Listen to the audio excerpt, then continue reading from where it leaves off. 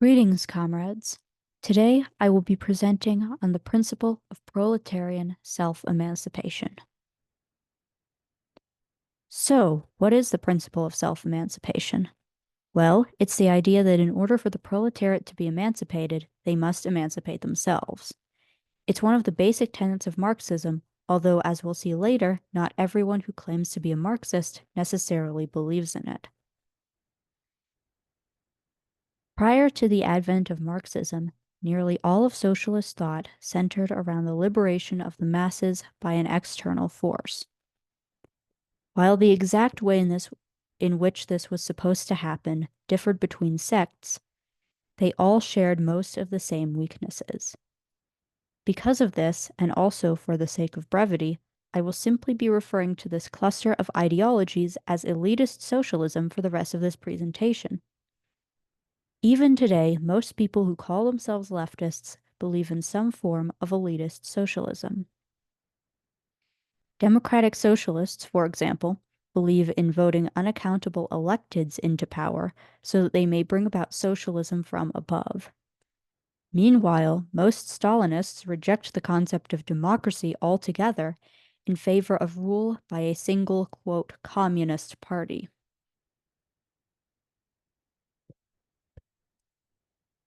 So, how did Marx and Engels come to their conclusions regarding self-emancipation, given the mire of elitism in their era? According to Draper, it was Marx who came up with the idea and later educated Engels on the subject while working on the German ideology.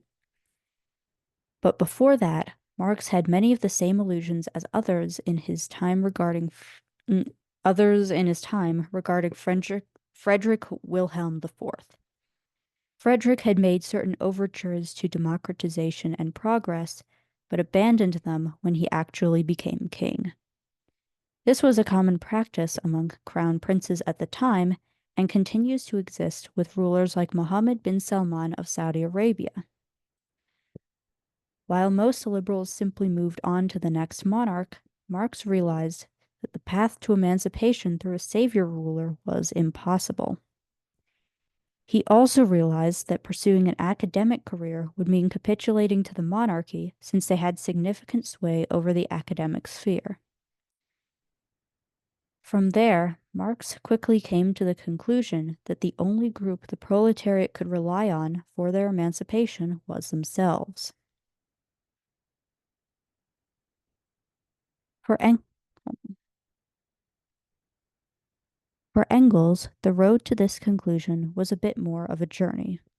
First, he had to reject the authoritarian Christianity that he inherited from his family. He then went on to adopt more liberal tendencies, and from there sampled from an eclectic mix of elitist socialist tendencies. One of the contributions to this mix was Pierre Joseph Proudhon, from whom Engels inherited the idea that all democracy was a sham. In combination with Moses Hess's idea of philosophical communism, Engels believed that in place of a government, there should be an administration whose members are appointed by an educated upper class. However, he eventually came around after Marx corrected him during their collaboration on the German ideology.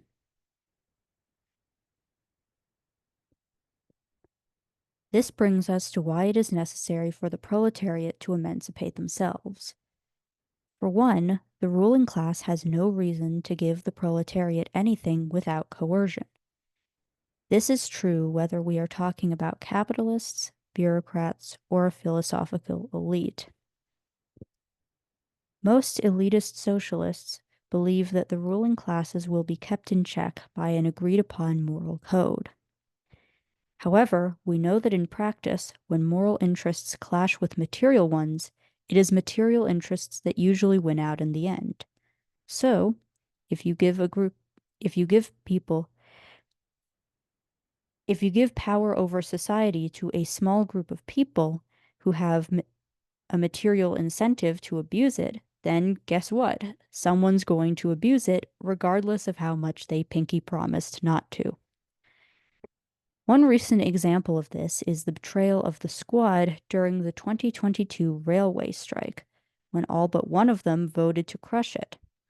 This wasn't a wholly unexpected outcome, since as members of Congress, their material interests are ultimately aligned with the ruling class, even if they come from working class backgrounds. Unfortunately, like the liberals of Marx's era who simply waited for the next monarch to put their hopes of a savior ruler into, some on the left have chalked this incident up to individual moral failings and have not learned any lessons about the effectiveness of the DSA's strategy. There is a prevalent belief that many of the older elitist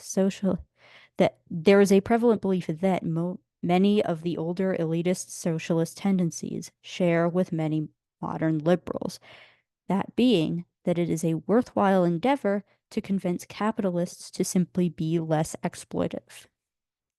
They argue that because some capitalists are able to run supposedly values-based businesses, conditions like the ones in Amazon's warehouses, are simply the result of individual greed. However, one of the core aspects of capitalism is that capitalists are constantly in competition with each other over who can most effectively extract surplus value from workers. Therefore, even if you were successfully able to convince someone like Jeff Bezos or Elon Musk to simply treat their workers better, market forces would quickly oust them from their position in the capitalist hierarchy. Most of their assets would quickly be bought out by other capitalists, and you would be right back to square one.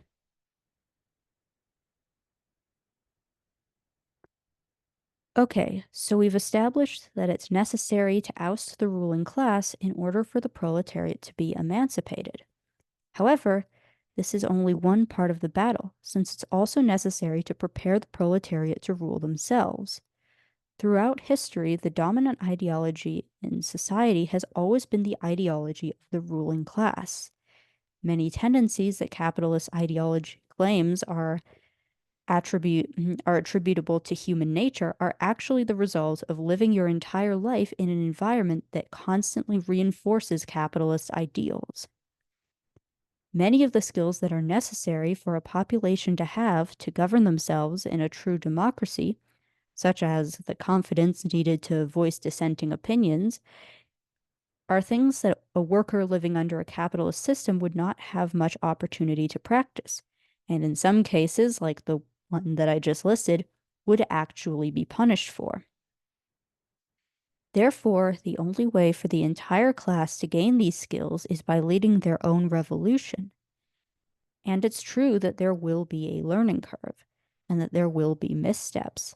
After all, a lifetime of indoctrination does not simply disappear overnight. However, we should not let the inevitable imperfections of the historic feat of a worker-led revolution lead us to the untenable positions of elitist socialism. To quote Karl Marx, "As soon as man learns to walk, he also learns to fall, and only through falling does he learn to walk. But if we all remain children in swaddling clothes, then who is to swaddle us? If we all lie in the cradle, who is to cradle us? If we are all in jail, who will be the jailer?" Thank you.